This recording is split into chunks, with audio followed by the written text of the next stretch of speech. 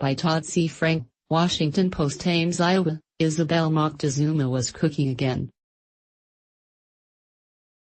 Now, at least, she was doing it at home, making salmon for dinner in her small apartment. Her daughter, Mia, ate sliced carrots next to her. Moctezuma was just off the clock and still wearing her Texas Roadhouse work shirt, which on the back read, "I heart my job." The slogan made her laugh. Moctezuma, 39, worked this summer in the restaurant's kitchen for $11.50 an hour, less than what she had made as a cook 6 years ago. The rest of the year she worked as a cook at Iowa State University, where the pay was a little better. But she had seen the help wanted signs all over town.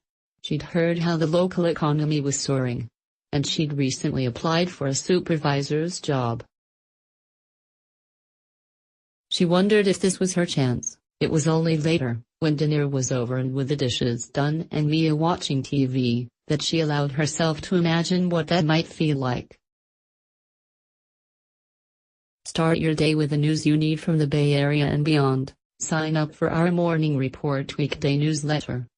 It would be nice to not have to worry so much, she said.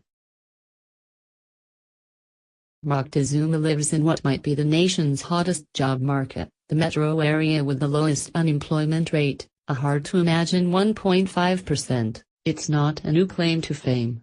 Ames has boasted the country's lowest annual average unemployment rate for more than 2 years. "You're hard-pressed to feel like things aren't really robust here," said Dan Culhane, president of the Ames Economic Development Commission. "Everyone who wants a job has one. The jobs are plentiful, but the widespread prosperity usually tied to ultra-low unemployment has failed to materialize here, especially for workers such as Moctezuma. Wages have risen, but not much faster than other places.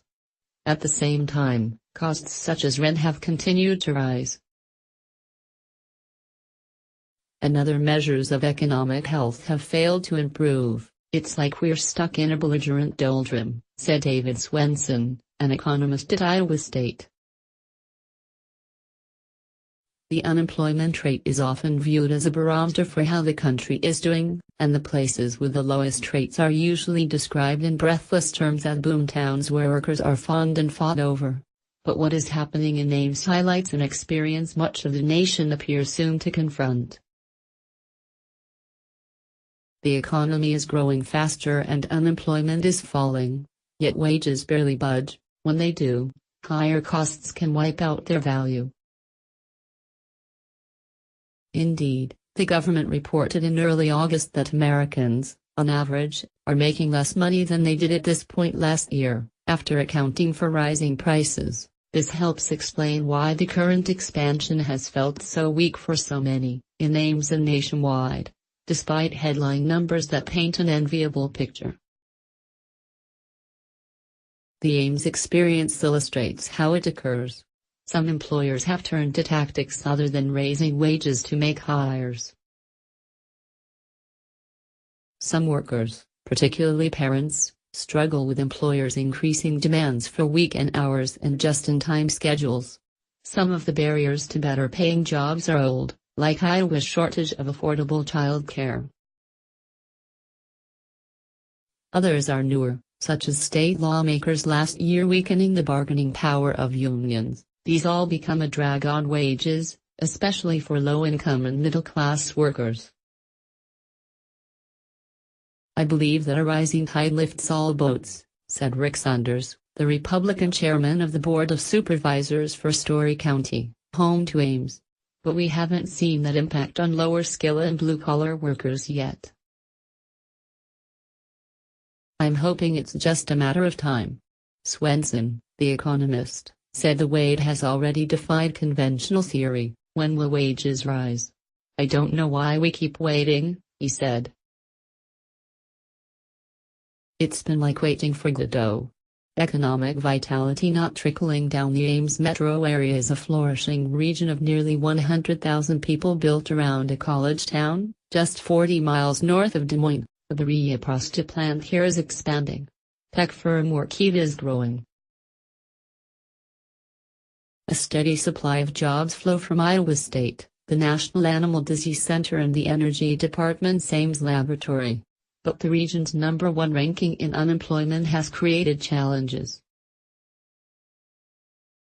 When a food processor visited Ames this summer to look at opening a huge new plant, Culhane had to reassure the company it could find enough workers at the right wage. "We have to demonstrate that we can find a workforce from time to time," said the head of the Local Development Commission. Local businesses have needed to be creative to find workers. Story County Medical Center started allowing people to drop in unannounced for job interviews. They called it Walk-in Wednesdays. The hospital also began offering sign-on bonuses and could add job referral bonuses. But the hospital has mostly resisted raising wages. Don Crawford, owner of Alpha Copies, started rotating the location of the help wanted signs he posted outside his 2 stores so they didn't blend in with all the other job postings. "It's like changing the wallpaper," Crawford said. People noticed the changes. But wage increases were also not yet part of the picture. While he expected that one day he would need to offer $15 an hour, that's when the economy says you don't have 10-cent copies anymore.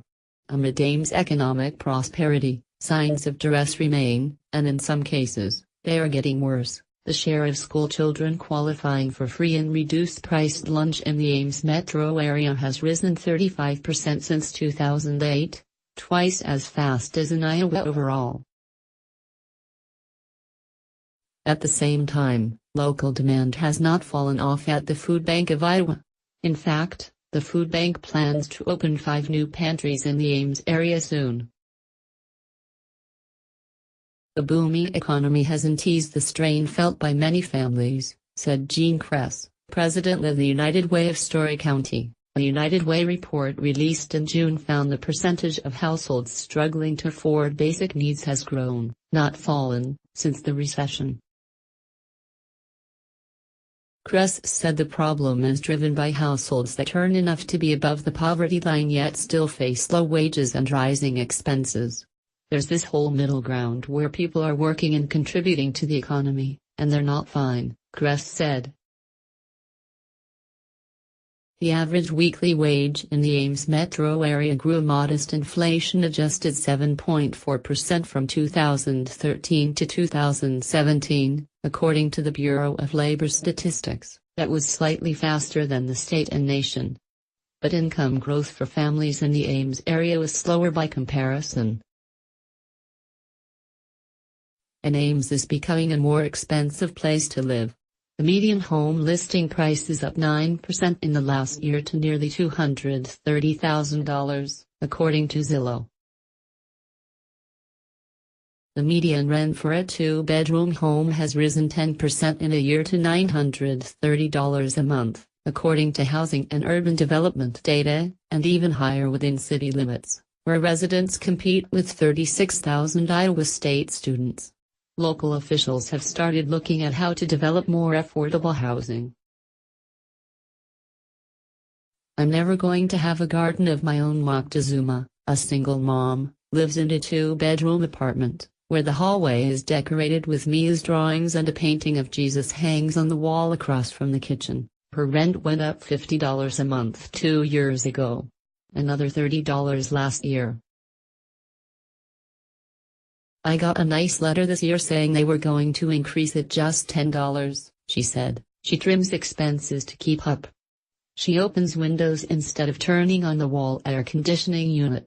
Eating out is a once-a-month trip to McDonald's. She drives an old truck that her church helped her buy. Still, she holds on to her dream of one day owning a house with a small garden." Earlier this year, she got excited when Ames asked for volunteers to care for small city gardens. She and Mia planted flowers such as red impatiens and yellow snapdragons in a plot in a local park. They came back often to check on their flowers and pick weeds. One day, they noticed a small sign, flower garden adopted by Mia and Isabel Moctezuma. "I'm never going to have a garden of my own," Moctezuma said, "so this is my chance." She loves Ames. She said it again and again. The schools are among the best in the state. Her church is here. Her auto mechanic understands when she needs to stretch out payments on a repair job. She gushes about the Ames Public Library. She and Mia visit at least once a week for books and the internet. She even left Ames once. 3 years ago, Moctezuma moved to Chicago with her daughter in search of something better. But the city felt too big. Traffic was stifling. And Chicago's public libraries just made her miss the one in Ames.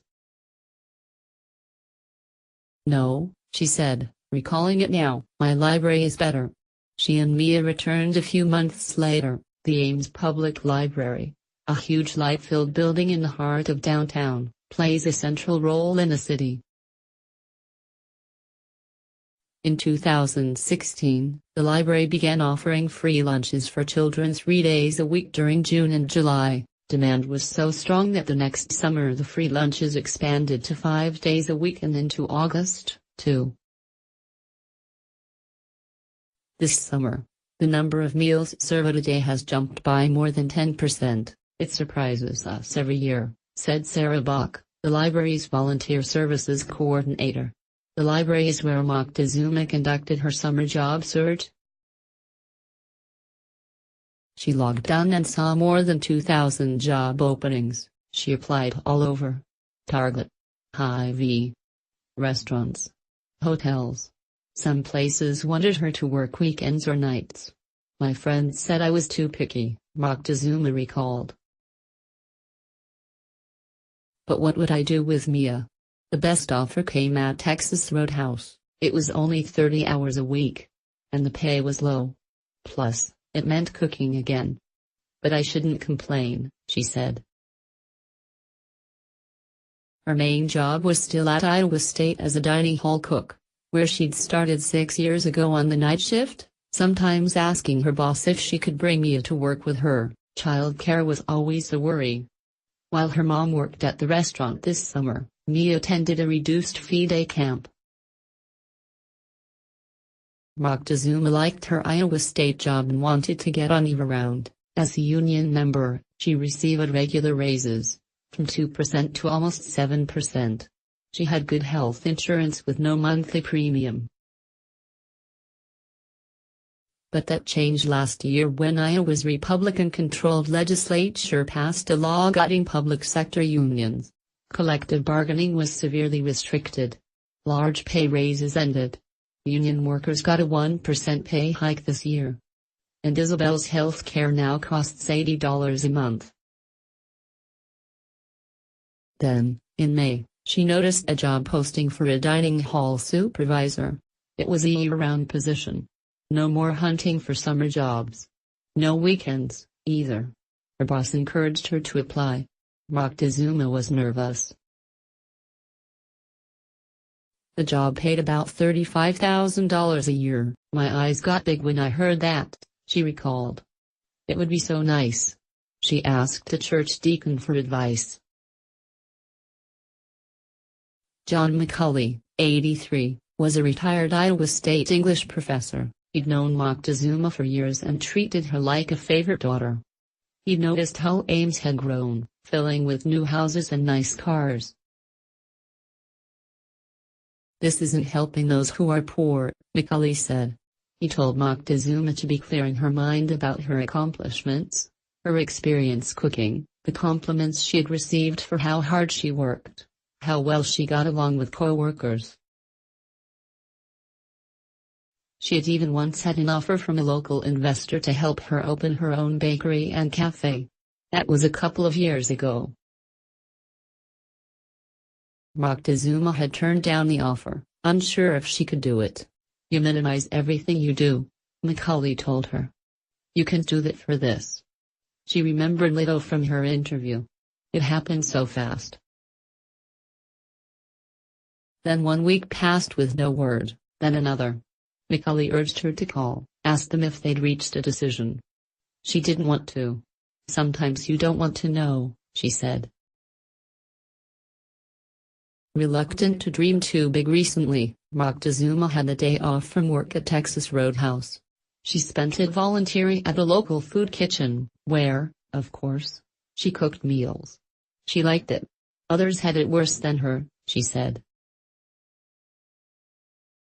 But the people she saw there, along with her own experiences, made it hard to understand the local TV news report detailing how Ames once again had the nation's lowest unemployment rate. Later that night, Moctezuma and Mia ate a home-cooked dinner of chicken and farro salad. Now, Mia wanted to walk down to the neighborhood creek. She liked throwing rocks into the water. It was still light out. Moctezuma made sure her house key was on her pink bracelet around her wrist. They headed out, past a park, where t-ball practice was wrapping up, and along residential streets, where Moctezuma loved to look at the houses. Mia ran ahead. Moctezuma still hadn't called about the supervisor's job at Iowa State. She worried that she had dreamed too big. She worried about having enough money and about whether she was working enough and how to be the best possible mother to Mia. She stopped walking. A house had caught her eye. It was modest. It had gray wood trim and a bank of windows along the front. 2 large trees provided shade. It had a small garden. The economy was booming. Signs for job openings were everywhere. Opportunity seemed to be all around her. She could see it happening for her, too, maybe. Maybe just not now. Someday, she said.